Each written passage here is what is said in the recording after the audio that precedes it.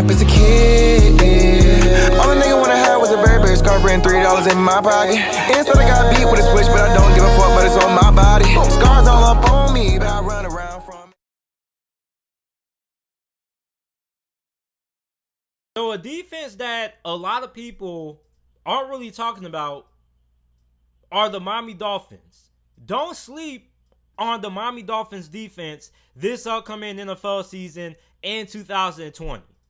Now, when you look at the Miami Dolphins defense, stat-wise, you would say, oh, JT, the Miami Dolphins had a terrible defense in 2019. But if you go back and you were to watch all of the Miami Dolphins games from week 1 to week 17, you would see how much better that defense got as we progressed through the 2019 NFL season. Now in the offseason, they improved a lot. This is probably the most improved defense heading into the 2020 NFL season. First, you pick up cornerback Byron Jones in free agency, who played his first couple of seasons of his NFL career for the Dallas Cowboys. Now you bring him in, and now you have the best cornerback duo in the NFL with him and Xavier Howard.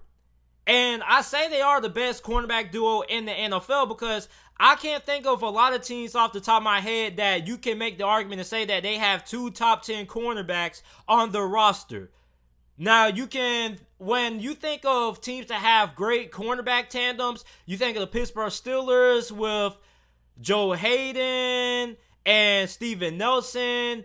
You think of the New England Patriots. You think of Casey Hayward and Chris Harris Jr. with the LA Chargers. You think of the Baltimore Ravens, Marlon Humphrey and Marcus Peters. But I don't know if any of those teams have 2 top 10 cornerbacks on their roster other than the Miami Dolphins.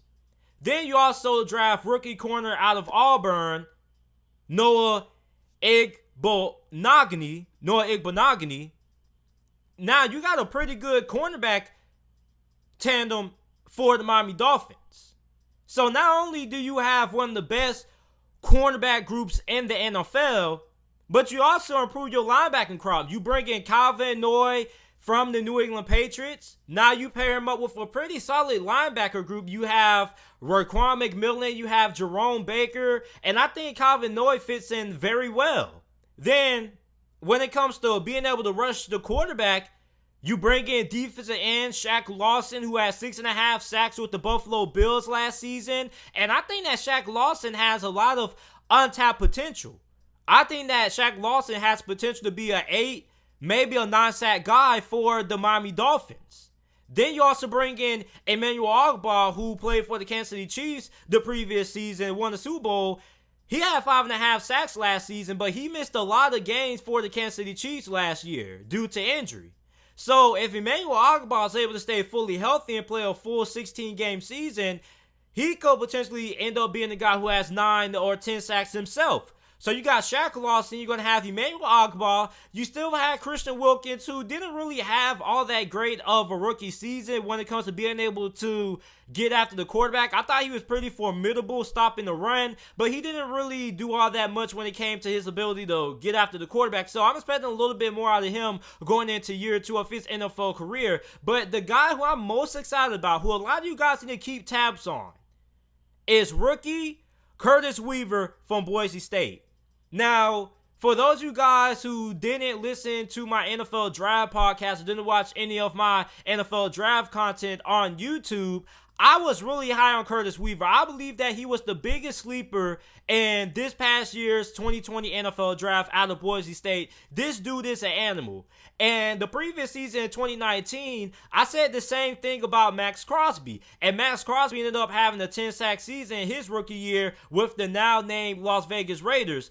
And I'm going to be honest, I wasn't even expecting Max Crosby to be that good. I knew he was probably going to be a guy who probably would have 5-6 sacks his rookie season. But 10 sacks, I was not expecting that. And I think Curtis Weaver could be a guy who could have a similar story like a Max Crosby. He's a guy who comes from a group of 5 school. He played for Boise State, didn't really get a lot of national recognition, and I think Curtis Weaver is a guy who could have a really solid rookie season for this Miami Dolphins defense. I think he's going to be a guy who, without a doubt in my head, is going to be a guy who, in the future, is going to be a guy who probably could have 10 or more sacks consistently. So, I mean, this Miami Dolphins defense has a lot of talent.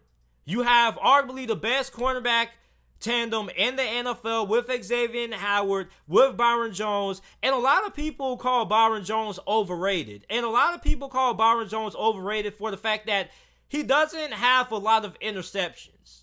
And I get that. When you judge a cornerback, most of the time people judge how good a cornerback is by how many pass deflections he has and how many interceptions he has. But Byron Jones is a guy who doesn't really have a lot of interceptions because he doesn't really get targeted all that much.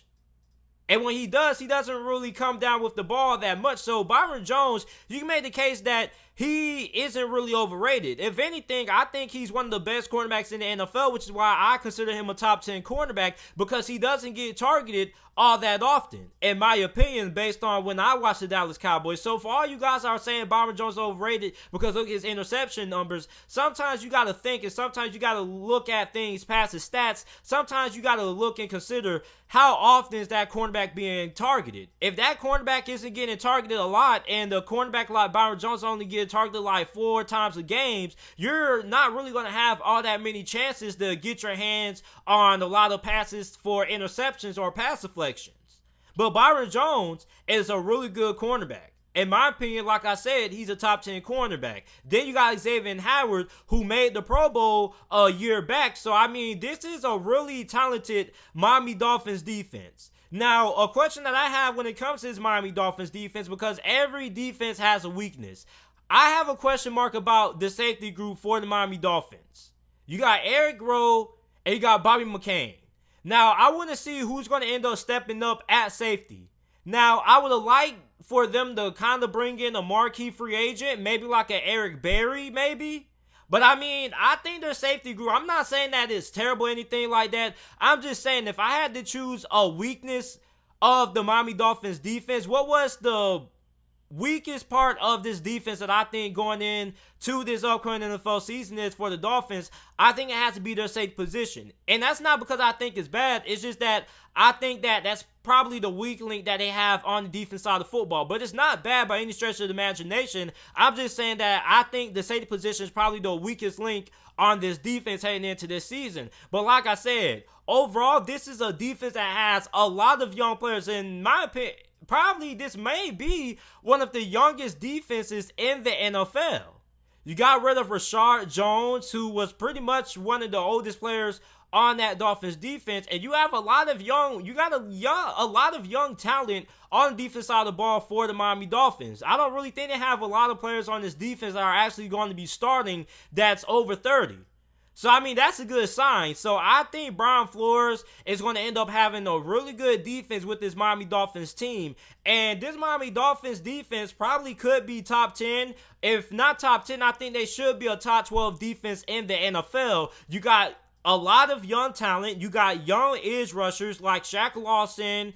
You got Emmanuel Ogbah, who, like I said, is a guy who could probably have 9-8 sacks if he stays healthy. Now, will Christian Wilkins be able to step up? I don't know.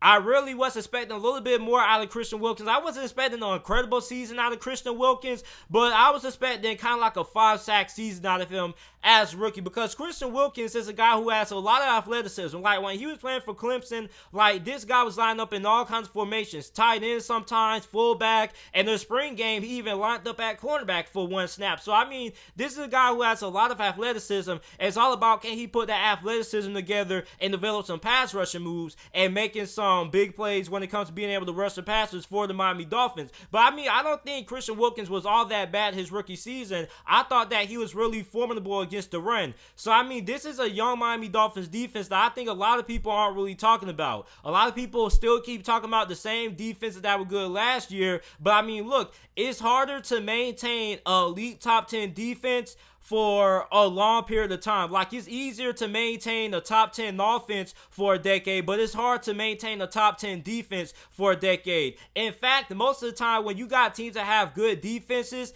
most of the time they're good because of, one, they're young, and plus they have a lot of young players that are on rookie deals.